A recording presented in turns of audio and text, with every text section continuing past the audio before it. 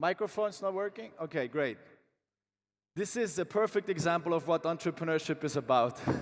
You come on stage, the microphone's not working, you have to, okay, there's another example here. So things don't always go as planned, and I think that's what my talk today is about.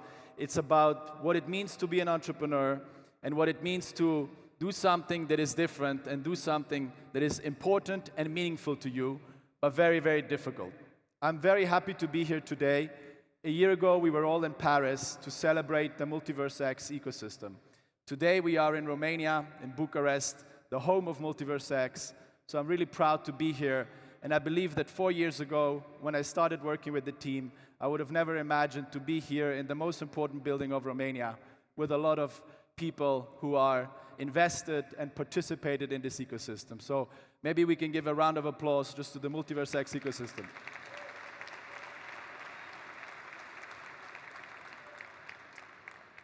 Today, my conversation is going to focus quite a bit on value versus meaning.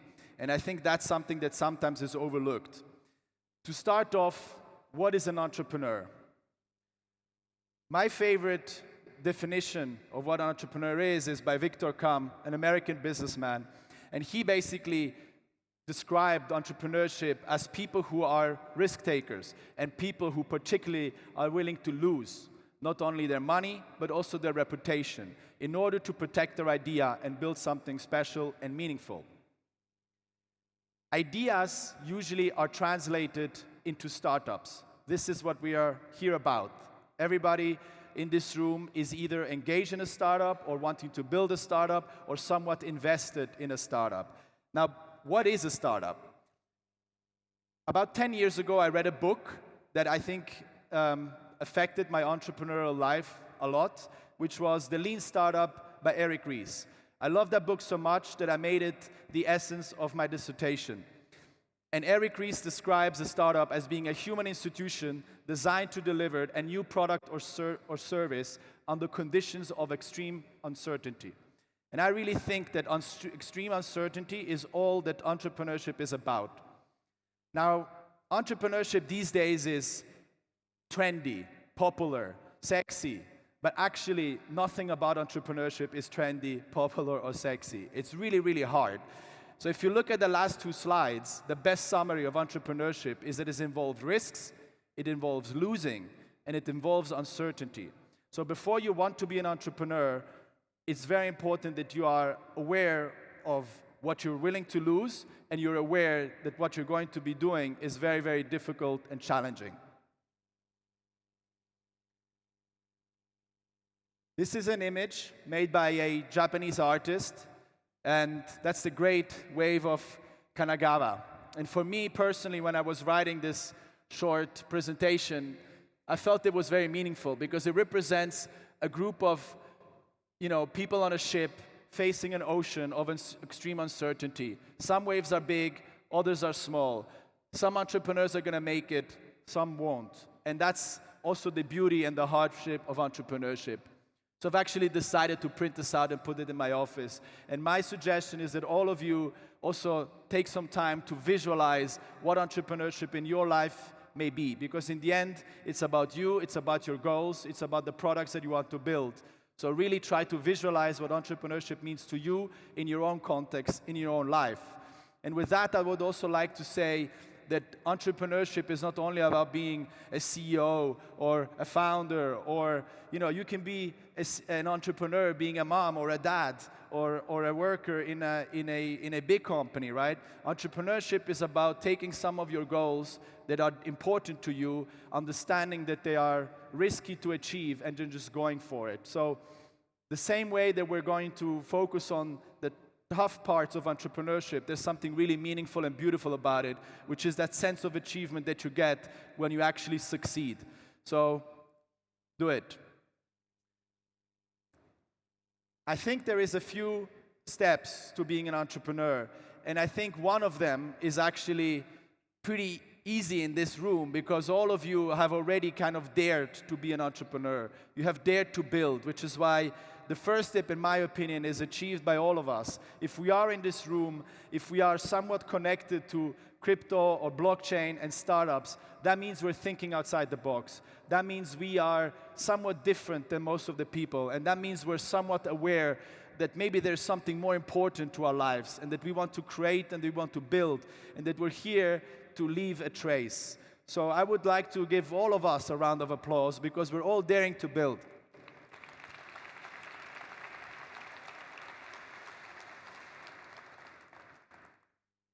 Cheers.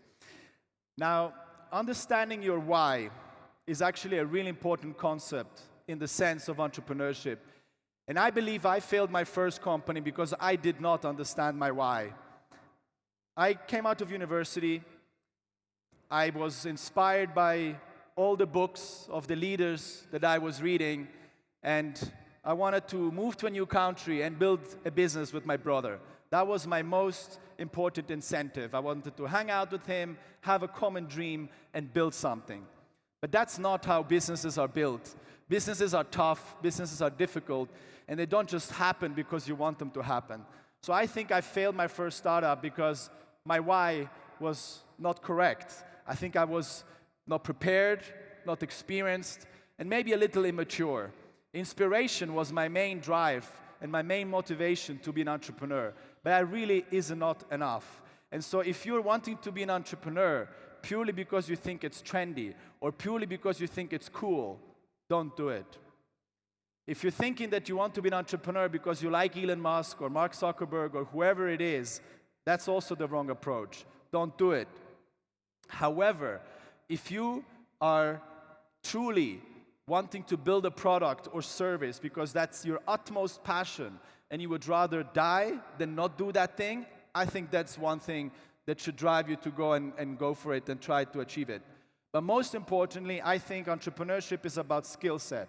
I think entrepreneurship is about understanding what you're good at and accepting what you're not good at.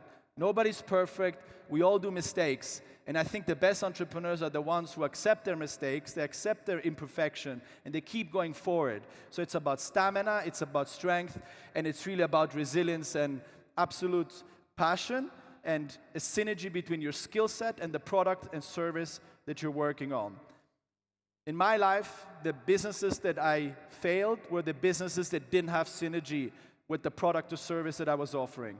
And the businesses that I was so far able to succeed, which by the way are less than the ones that I failed, are the ones where I surrounded myself with the right people and was, able to really have alignment with what I do and what I love and the challenges that I'm facing. So really try to understand your why, be introspective in your process, and figure out why you want to be an entrepreneur in the first place. Besides that, one very important aspect is to really evaluating your risks. You may have this drive inside of you to be an entrepreneur, but it might just simply not be the right time. You might be in your 20s, but it's a much better idea to maybe be an entrepreneur in your 30s. These days, entrepreneurship can easily start at a later age, and I actually sometimes feel that we are too ambitious when we're, too young. And I think that my failures happened because I was too ambitious when I was inexperienced. So I challenge everybody here, when you're thinking to be an entrepreneur, ask yourself whether that's the right time and that's the right thing to do. So think about what your current life looks like and try to figure out that being an entrepreneur is really, really tough. There were times in my life where I was jealous of the people that aren't entrepreneurs, right? And that happens with a lot of us. If you look at athletes, I've spent a number of time speaking to athletes. They're just as entrepreneur because they're giving up a lot in their life to follow that one dream. So keep in mind that being an entrepreneur is all about accepting to give up on a lot of your things. Whether it will be health, it might be family, it will be time. It's very much about opportunity cost. So try to also think about your personality and whether you are wanting to be an entrepreneur or not.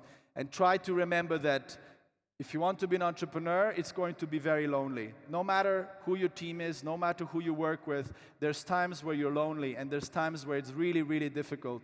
So think about whether you're willing to fight for yourself. Last but not least, inspiration. without action is merely entertainment. So in the end, you need action. You need to get started. You want to do something, go for it. Oftentimes, I feel like I meet people who have ticked the first 3 boxes of the 4 fundamentals that I've shared, and they have the skill, the mindset, the timing, the possibility, but they just keep postponing working on their idea. And time is pressure. It's our most valuable asset in life. So if you have already achieved your first steps, then go for it. No timing is correct or easy. It's never too late. It's never too early. There is no such thing as perfection or great timing. So it's very important to just go for it and figure out what you want to do, and then start doing your own research, meeting people around you that can actually mentor you, because it's a really tough path, and on your own you just won't make it. So be ready for the first failure. Be ready to have done the exercises and the steps that I've suggested, and then it's time to basically move over to the next step and go for it. With that, I want to cover a topic which is a bit more esoteric, which talks about building your idea and then differentiating whether you're going for value or you're going for meaning.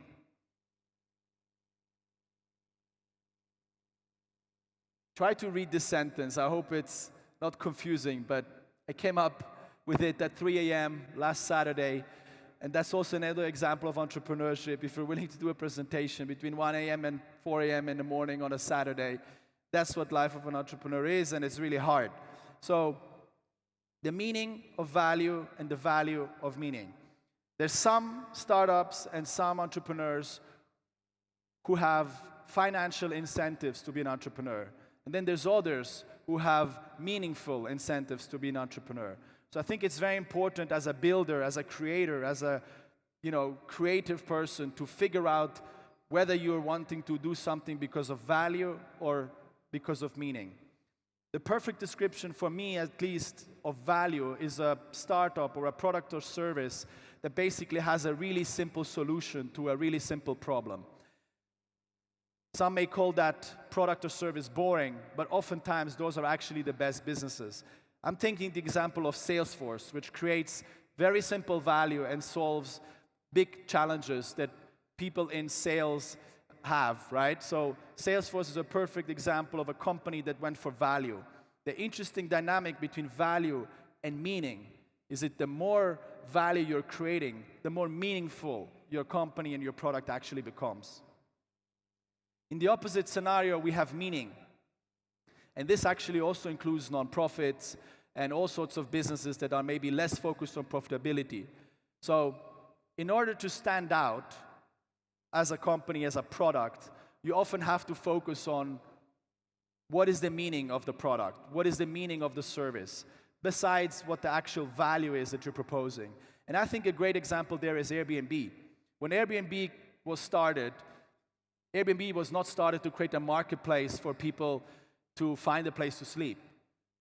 Airbnb was created because the founders believed that there was a missing opportunity and that there was a paradigm shift ready to be unlocked that would basically create this idea that people would be willing to share their home with strangers. That's something that, very much focused on meaning and not of value. And so oftentimes you'll realize that a focus on meaning might actually outweigh a focus on value. The great thing to end is that most important meaning it becomes, the greater actually the value becomes. And Airbnb is another great example. They went for meaning, but the product became very, very valuable eventually. Value is numeric, value is a bit measurable, which is why value is also rather objective.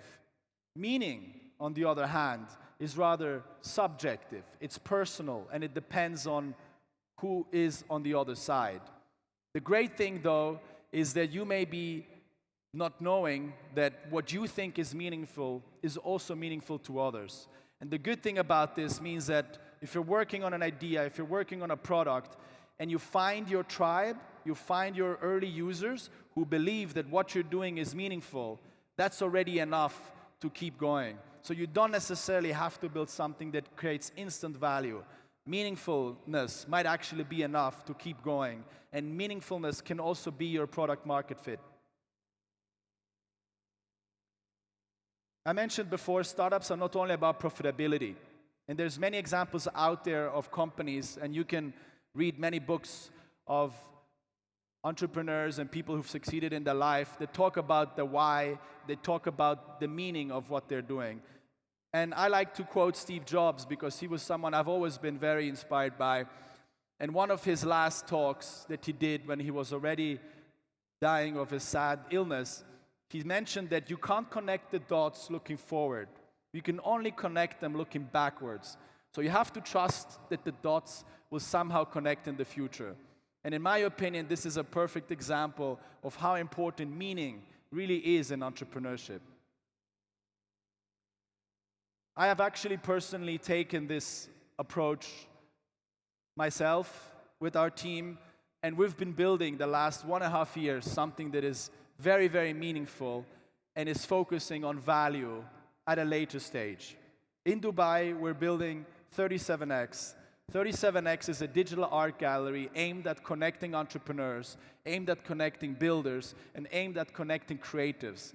It's a blank canvas. What happens in there, we don't know. It's serendipity.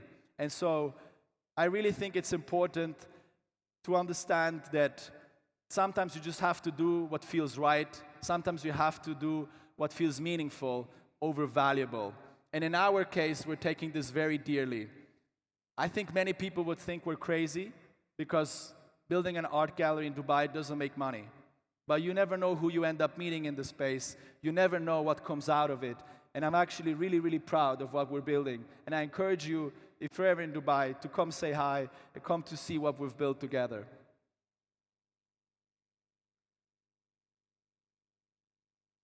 So let's try to re-summarize what we quickly covered. First of all, again, if you are in this audience, that means you have an open mind. And having an open mind is really the first step to be an entrepreneur. Secondly, think about the fact that entrepreneurship is really about swimming in an ocean of uncertainty. If you don't want to be an entrepreneur, that's totally fine. Not everybody needs to be an entrepreneur, and you don't need to be a startup founder to be an entrepreneur. Be an entrepreneur in your own way. Be an entrepreneur with your family, with your kids, with your dog, whatever it may be. Be different, do something you enjoy, and just, think about yourself and what fits in your life, in your context. And then I have 2 more items to leave you with. The first one is a reminder that financial growth is really not the right incentive to being a startup builder. Think about what is important to you and why you're the right person to build that specific product. I think that's actually another lesson I've learned in my life, that the best entrepreneurs are the people who are lucky enough to be spending their time on a specific idea that perfectly matches their skill set. And last but not least, I hope this talk somewhat gave you a reminder of meaningfulness. It's not only about creating value, because meaning and value go hand in hand. And if you choose one, the other will follow either way. Thank you.